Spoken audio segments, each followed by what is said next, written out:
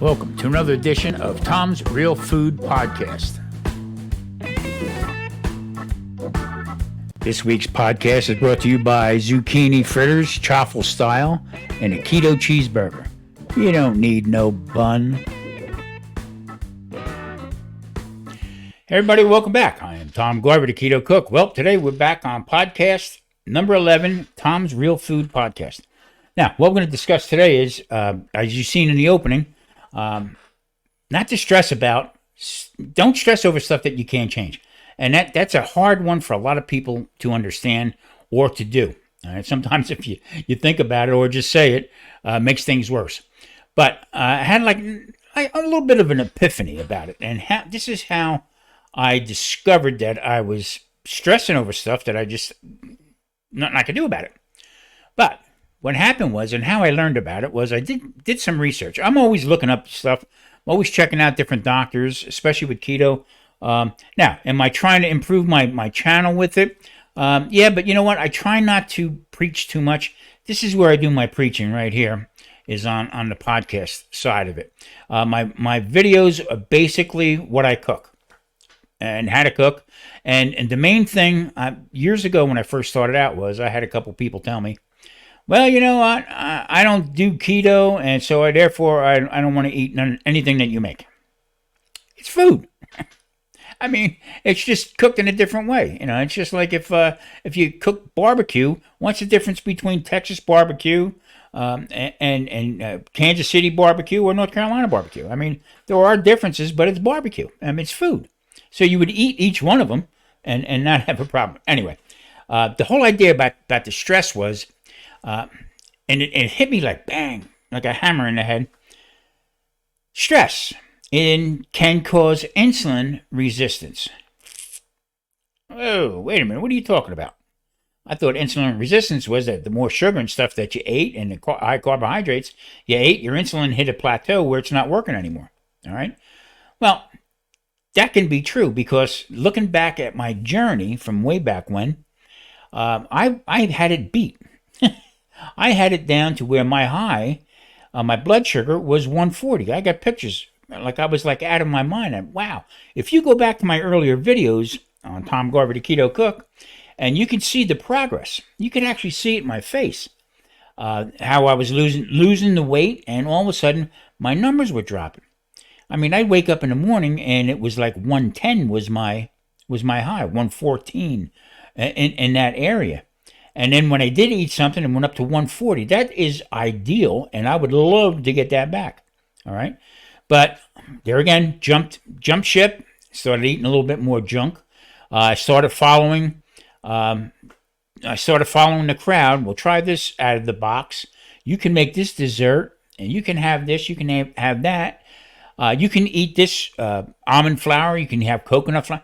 Well, it started taking a little bit of a toll on me, and my numbers kept going up and up and up and up.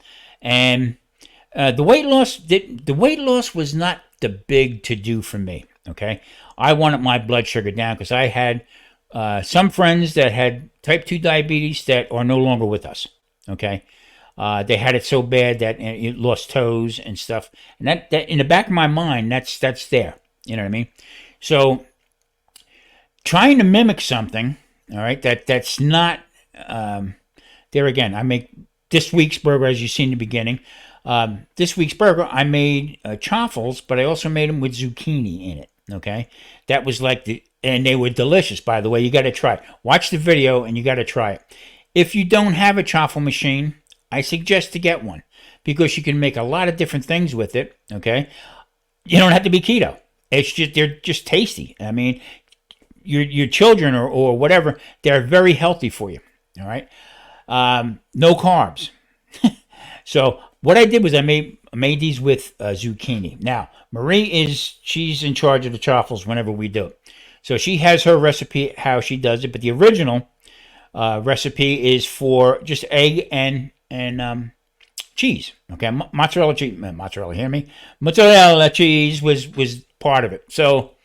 We added some cheddar, some sharp cheddar to it, and mixed it up a little bit more. She puts in pork rinds and goes from there. Very tasty, very filling also. And they are carnivore if you are following a carnivore style lifestyle. So, getting back to the stress end of it. So, the reason why I'm saying don't stress over stuff that you can't change, because you know what? You can't. It's just flat out you can't change things. So, you got to roll with it. Making, well, we're going to have burgers tonight, and I guarantee you somebody in your family would turn around and say, well, no buns? We don't have any buns? You thought and back in the day, you thought you were dirt poor. My mom would make hamburgers and put them on white bread. Don't let the neighbors see that. Oh my God, they're dirt poor. Look, no, it's the furthest thing from the truth. Salisbury steak. What is it? It's a hamburger. Okay. All different ways you can put it on a plate. You can put cheese on it. That is the original cheeseburger. It says nothing about a bun. All right. It says nothing about French fries. So we made double cheeseburgers with onion, but I made red onion and I sort of cooked it in a different way. You have to go see it and watch it. All right. And also we made these chaffles and I cut them up into wedges with a nice little dip for it. It was fantastic. No idea about worrying about bread or some kind of high carb vegetable that we would have, such as potatoes. So moving forward, that's exactly how I'm going to be doing things. Next week's video coming up, we're going to have shrimp and chicken. All right. Normally we get shrimp and chicken over pasta. All right. Not having that.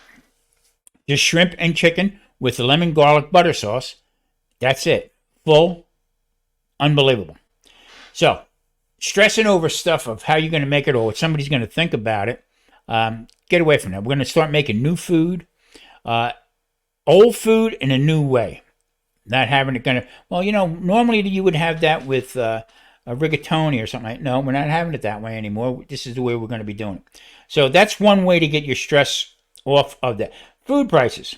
I'm not stressing no more. I'm going to deal with what I got to deal with and move on from there and make different things from there. The next following week from there is I'm going to show you from a shoulder, beef shoulder, whole shoulder. I made 7 different meals out of it. I cut it up in ways that you can make 7 different meals out of it. Okay, you can even make some petite fillets out of them. Now I didn't say filet mignon, but I said little petite fillets. They're tender enough, not quite melting in your mouth type of thing. These you have to chew, but not bad, and it's really good. But this, I had 7 different meals that we made. Couple London broils out of it. So getting that stress level out of as far as what you're going to do, how you're going to do it, it takes a little bit of effort, but in the same time, you'll feel better later on trying to get away from the stress. Now, like I said before, I didn't realize that stress actually raises your insulin super high. Now, what is high insulin? Well, they don't know. They have an idea. Like I said, I had my blood work done, and by the way, my doctor's going to have a field day with this one because I'm not worried about my cholesterol. I'm not worried about cholesterol. I'm not worried about LDL, HDL. None of that stuff am I worried about because nobody has proved to me yet that somebody had died from high cholesterol. Now, I didn't say heart disease, high cholesterol. Nobody has proven to me. Or I searched Google. And it keeps reverting, nothing about cholesterol, but it goes right to heart disease and clogged arteries. All right. Now, does cholesterol clog your arteries? I'm not a doctor. All right. But nobody has come back and truly said yes. Okay. So, with that said, my insulin level was at a 17, and it was in the green. And they say it was up to 18, and after 18 goes bad. But from what? All right. A couple of scientists that I follow on YouTube here said your fasting insulin on a normal human being should be 6. Now, what he meant by normal, I guess without any type 2 diabetes, whatever, would be 6. All right. Anything above that or over 10, then it would be a concern. But according to where I got the blood work done, 17 was fine. And it was in the green. It had no problems with it. So that's concerning to me right there. Which is it? You know, who should I follow with it? But why is the lifestyle that I'm leading? Why all of a sudden is my blood sugar high? And when I'm saying high, it every once in a while it might bounce over 200, and have people look at me and go, 200. Well, there's people out there that are 400, 500, and that's dangerous. That's a dangerous spot. So, is there something else going on in me? I don't know. There again, not a doctor, but I've been doing this long enough that I can feel certain ways after I eat something. That's why I went 11 weeks ago. I started this journey back hard. No vegetables. I did carnivore for probably 4 or 5 weeks, and then I started adding in a little bit of vegetables. Some stuff that I tried that I thought wouldn't bother me, but actually did. When I say bothered me, actually raised my blood sugar. So when my blood sugar goes up, it stays up. Okay, it just doesn't come back down in a couple hours. It'll be up there for a little bit. And then that's when the stress level comes in. So once you start stressing, I can hit my hand. I could take this jump stick right here and bang my hand, and my insulin will go through the roof. Never knew that before. I never knew that was a cause of it. So any little thing, they're like the Barney insulin is like the Barney Fife, in Mayberry. Something goes on and you start shaking. That's insulin. Okay, anything that goes on, you bang your leg, your knee. Now I had some trauma with my knee. That had a lot to do with it, but I think what I was putting up in my mouth had a lot more to do with it than that. They gave me a couple steroid shots, which shot me up and stayed up. So, like I said, getting older, trying to get it dropped back down again is a challenge. It really is a challenge.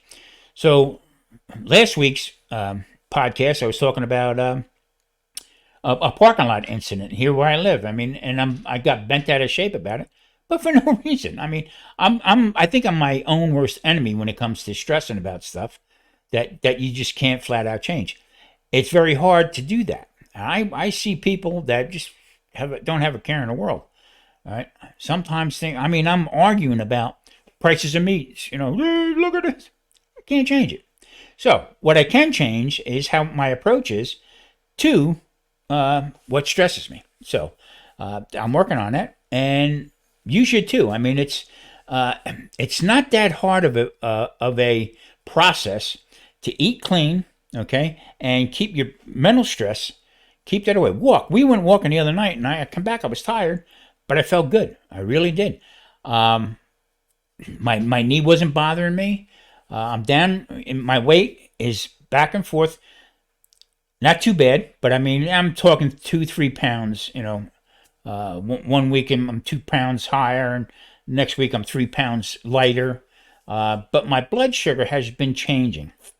I was down to 187, 180, 167 in that area. So it's starting to work, but I need to know what I need to do to get my insulin back in order. Is this going to be a long process? Honestly, I think it is. I think it's going to be a lot longer than I had anticipated. What kind of damage did I do to my liver or to my pancreas or what else is going on? I did notice that my white cell count dropped a little bit. Okay, 1 point from the normal, and that can be a little concerning. That means that I'm fighting some kind of either bladder issue or whatever. I'm just throwing these different words out there, so that can be a little concerning. And also, they're worried about with kidney function as far as too much sugar. Eliminating sugar and stuff like that. So is my body producing more sugar than what I need? Is the insulin not taking care of the sugar? Don't know. That's like I said, I'm not a doctor, but that can be concerning. Is it stressful? Trying not to let it be. I'm trying to keep an open mind about it, and I just can't go off and say, well, it is what it is, because you know what? It's not. There's something I can do about it, or and just change different ways up. Am I eating too much fat? Am I not eating enough protein? That's the whole world that I'm whirling in right now, and trying to keep it under control without stressing myself out. Well, you know what? I think I'm getting a pretty good handle on it. I'll know more when I get back from the doctor. And here's the other point. When you're dealing with a physician who is basically not on your side, All right. And I don't mean totally on my side, so, oh, you're doing a good job or anything like that. But wants to put me back on like a statin or something like that, or add another insulin. When they told me they wanted to put me back on insulin, I said, don't make any sense. That's why I went and had this test done, because if I'm insulin resistant, why would you want to put more insulin on, in me? So I don't know. All right, listen, we're gonna take a quick break. Next Wednesday on Tom Glover, the Keto Cook, we'll be doing some shrimp and chicken with a lemon, butter, garlic sauce. No sides. Don't need any sides. This is fine just the way it is. Great taste. Shrimp and chicken both go together in a delicious lemon, butter, garlic sauce. It doesn't get any better. Let's get back to the podcast. Well, there you have it. Shrimp and chicken. Now, I'm not really a big chicken guy. I mean, I cook so much chicken throughout my life. I'm not a big chicken guy, and I do like the darker meat, legs and thighs. Love wings. Who doesn't? But chicken has become to me a little bland. So that video there that's coming up in a week, you're going to see. I'm a little disappointed with it, but it is what it is. It just, to me, it has a different taste. I don't know. And it's all supposed to be cage free and all that nonsense, which I don't particularly follow or see. The market calls for so much chicken. I mean, don't make sense. But there again, we're not going down that rabbit hole. Now, moving forward, I have clogs of beef that I've been buying, and pork and whole things like that, and I'm cutting them up in different ways. Getting now into the winter. It's fall. I'm telling you right now, it's beautiful out here in Las Vegas. It's 78, 75, and coming from 122 degrees, I need a sweater. But this is my kind of weather. I'm a fall baby, and just cooking different things and stews and different ways of doing it. Now, traditionally, people, when you cook a stew, you need potatoes and carrots. No, you don't. No, you do not. You can make these in such different ways, and all of a sudden you don't need to have all that stuff swimming in a gravy that was built up with flour and stuff like that. Make it smaller. I'm going to show you different ways of the way I'm doing stuff. Moving forward. By that time, I'm hoping to be back semi-normal as far as my blood sugars and stuff like that. Now, I want to clear the air a little bit. I am not looking to reverse this at all. That's not my goal. My goal is to get the numbers into an area where I feel pretty good. There again, I'm getting up there. Like I said, I'm closer to the end than I am to the beginning, and I'm good with that. I have no problems with that. So I'm not giving myself any kind of false expectations as far as, well, I'm going to get back here, I'm going to start jogging again. No, I'm not. You ain't going to see. I have a pair of sneakers I hid. I don't even look at them. But the point is, I want to keep moving, like I said, on the weekends, and I'm trying to we're trying to get back into that again, and that's my exercise. We walk around our complex here. Beautiful place to walk around. Don't have to jog. I mean, I don't have to go into a gym and lift 3,000 pounds to prove myself. I'm proving myself that I can keep moving, keep doing. I refuse to give up. I refuse to sit on a couch. I refuse to give in to being an old person. Okay? If you get my drift. Let me clear that one up here. I am old. Okay? But I'm not going to try to be the traditional old guy. Get off my lawn and can't run, I can't move. I can't run. All right? But I can move around pretty good. What I'm trying to say is, I am not going to give up and say, well, you know what? I'm going to go sit in a corner in a rocking chair and watch the world go by. That's not happening. I'm sorry. Hey, I live in Sin City. There is a million different things to do other than going gambling and that kind of stuff. There is a ton of stuff to do in out here in Las Vegas, and I plan on being part of it. To go see different things and go meeting different people. I want to go to different restaurants, okay? And here's what I'm going to give you a little hint. I want to go and break some chops about. Let me see the keto menu. just to kid around and stuff. But I tell you one thing: when I do go out, I do get a good perspective of it.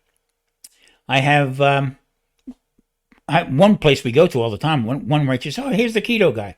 I know, no potatoes and that, and they come out delicious. I get a nice filet mignon, a little creamed spinach, and it moves on that way. So yeah, but I want to start moving around a little bit more and take the camera with me.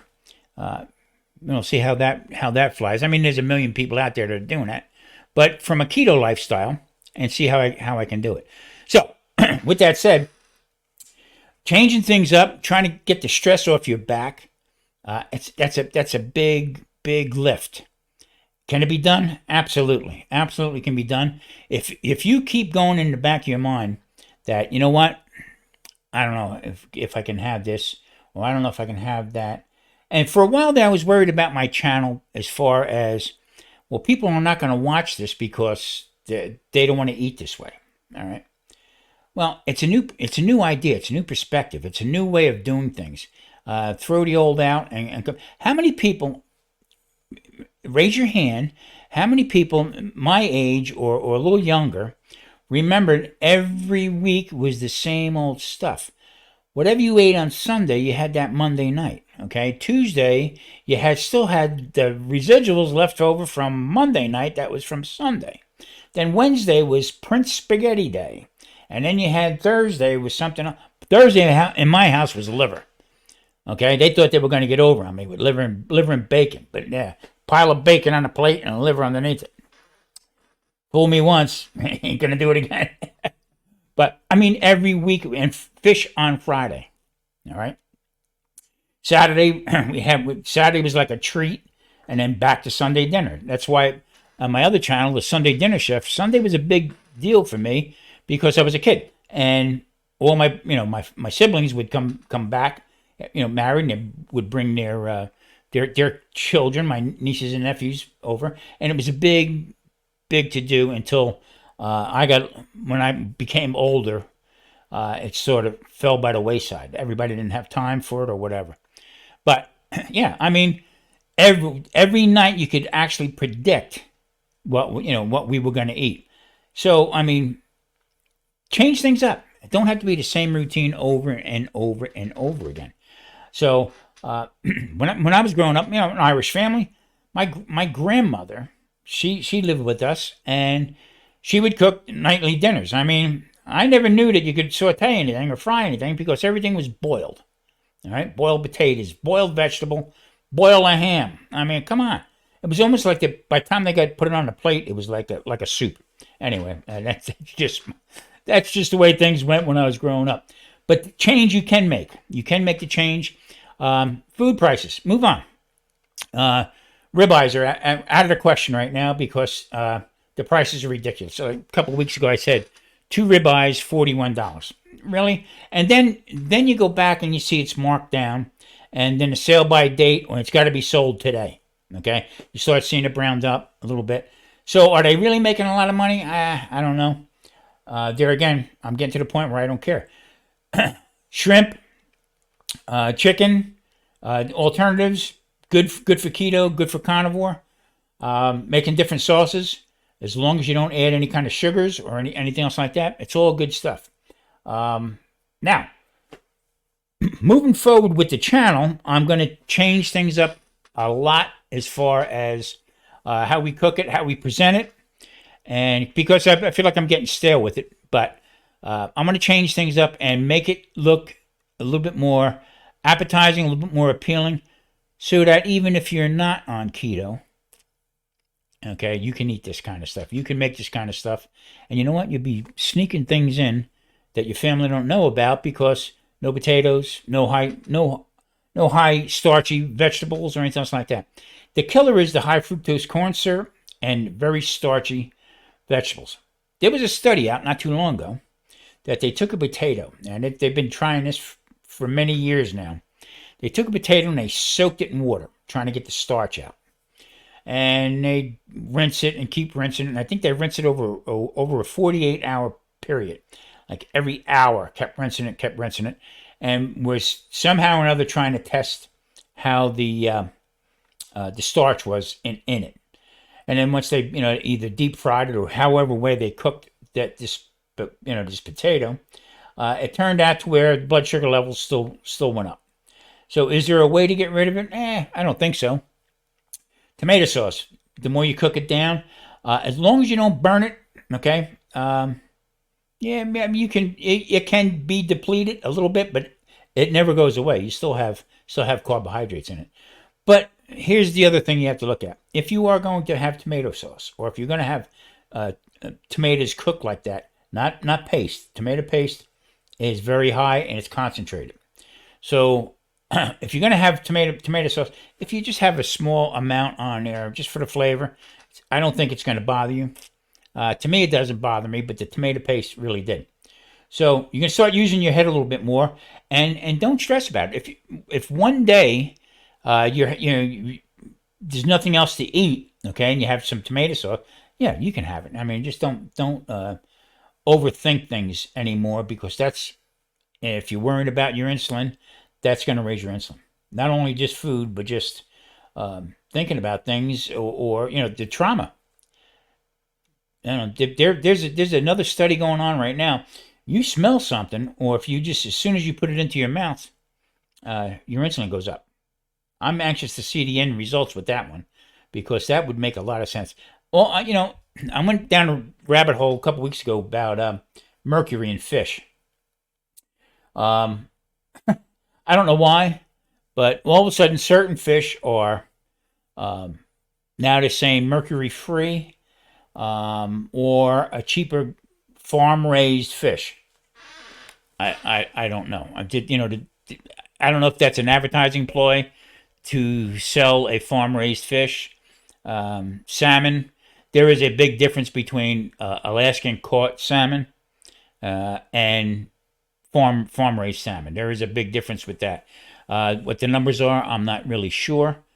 But that's concerning how everything's marketed. So roll with the flow. I mean, I use bok choy, not going to hurt you. I use an awful lot of jalapeno peppers. Okay, I think there's like 3 carbs in 4 or 5 of them, whatever that might be. Okay, but that heat stimulates you a little bit. Lettuce, I backed away from salads and stuff like that. I'll have it once in a while, but not on a daily basis. And that's what I'm trying to get at, is to change things up. If you just sit down with say you make cube steak, okay, without too much flour in a gravy or something like that, or just do a little bit with butter, or add avocado in to thicken it, okay, and just sit down with that. Nothing wrong with that. There is nothing wrong with that. Or even if you take, like some broccoli and cheese, make a nice cheese sauce. That could be dinner. That's as long as you get full, satiated, and you don't have to worry about having this and making 9 different courses to sit down to get yourself full. That's not the idea of this whole lifestyle. The whole lifestyle is to sit down with something to eat that is no starch, no carbs, no sugar. Pretty basic. So, yeah, I wouldn't worry too much about it. Stress, I don't know if you can see the stress leaving me, but if Marie asks me a little later on, what are we having for dinner, I think I'll lose it. I'm only kidding. And that's the other thing. There's nothing wrong with my wife whatsoever. Don't take a pill, anything. But she sticks to me like glue with this whole lifestyle. And, I'll bring her home some fruits and stuff like that. And no, I don't want it. No, I don't want it. But you don't have to worry about it. You don't have type 2 diabetes. You don't have any kind of metabolic problems. So, yeah, why not? Enjoy. But she sticks to it. She lost a lot of weight. Feels a lot better. And, yeah, but there's not a problem with that. So, even the stress of that is, well, what is she going to eat? And like yesterday, we made that shrimp and chicken. And she ate it, had no problem with it. She's Italian, so it didn't miss the pasta. So I even tell her, you want pasta? We'll get pasta. No, I'm good. So if she feels good, that's fine. But there you go. You have a person who has no problem with type 2 diabetes or anything like that, lost weight and feels good. So she's sticking with it. So you don't have to have a problem to do this kind of lifestyle.